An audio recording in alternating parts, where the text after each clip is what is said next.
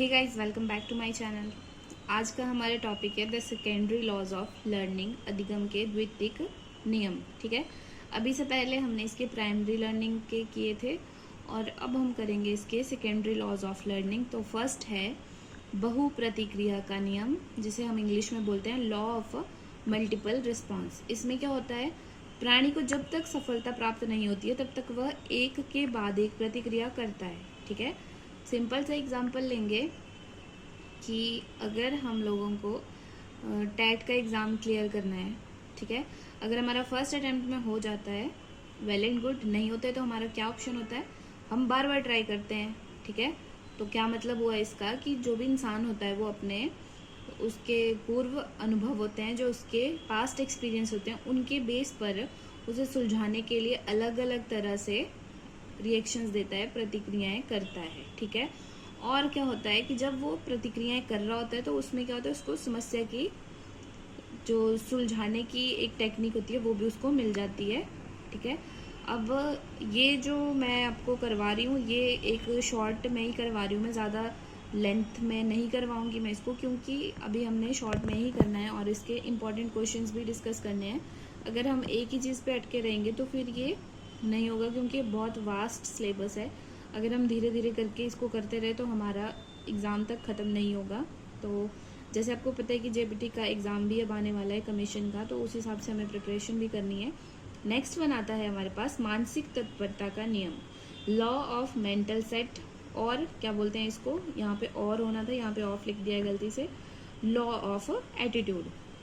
इसका सिंपल सा मीनिंग क्या आप समझ सकते हो कि किसी उत्तेजना के प्रति जब इंसान कोई रिएक्शन कैसी देगा ये उसके एटीट्यूड पे डिपेंड करता है। ठीक है, सिंपल सा है। जैसे मान लो आप इंग्लिश सीख रहे हो, ठीक है, या फिर आपका कोई दोस्त है, उसको इंग्लिश के लिए एक घृणा की भावना है कि उसको इंग्लिश नहीं सीखनी है, तो वो उसको नहीं सीख पाएगा जब तक उसका एटीट्यूड उसके लिए चेंज नहीं होगा।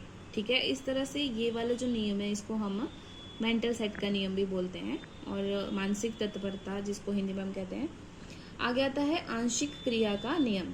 ठीक है, आंशिक क्रिया मीन्स कोई चीज़ें होती हैं जिनको हम एक बार नज़र मारते हैं और हम पूरा क्वेश्चन भी नहीं पढ़ते। कोई क्वेश्चन, सिंपल सा क्वेश्चन अगर हमारे सामने आ जाता है, उसको हम पढ़ रहे हैं और हमें सिर्फ मान लीजिए 2x4 लिखा हुआ है, आपके पास MCQs आए हैं 2x4, आपको पता है कि 2 4 8 होता है। ठीक है, तो आप उसको सिर्फ देखोगे, आप ऑप्शंस देखोगे भी नहीं, आप सिर्फ इतना देखोगे कि कौन से नंबर पे 8 लिखा गया है, आपको उसको टिक कर दोगे आप डायरेक्ट जाके। तो ये क्या होता है, आंशिक क्रिया का नियम इसको कहते हैं। मतलब कि जो भी आपके पास डेटा होता है आप सिर्फ उसको एक नज़र मारते हो, उसकी गहराई में नहीं जाते हो ना, आपको वो क्वेश्चन सॉल्व करने को ज़रूरत पड़ी, मतलब आपको 2x4 का मल्टीप्लिकेशन अलग से करना नहीं पड़ा, तो आपने, आपके पास जितना डेटा था आपने उसी डेटा को देखकर ही अपना आंसर निकाल लिया, तो इसको बोलते हैं law of partial activity.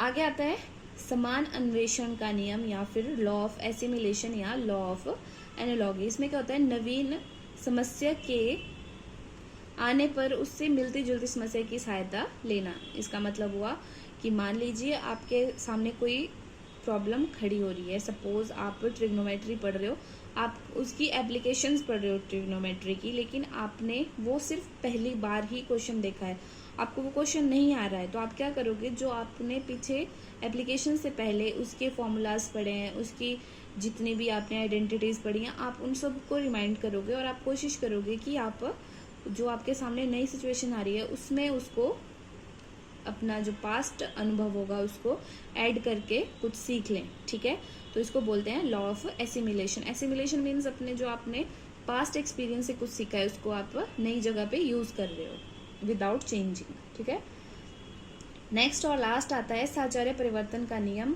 Law of association. जो प्रतिक्रिया किसी उत्तेजना के प्रति होती है, ठीक है, वही प्रतिक्रिया बाद में उत्तेजना से संबंधित अन्य घटनाओं में भी होने लगती है। ठीक है, कि जो हम एक प्रतिक्रिया किसी एक काम के लिए रिएक्शन देते हैं बिकॉज ऑफ किसी स्टिमुलस के, तो सेम हम वही रिएक्शन बाद में सेम उस स्टिमुलस से रिलेटेड जितनी भी अन्य घटनाएं होंगी उनके लिए देने शुरू कर देंगे।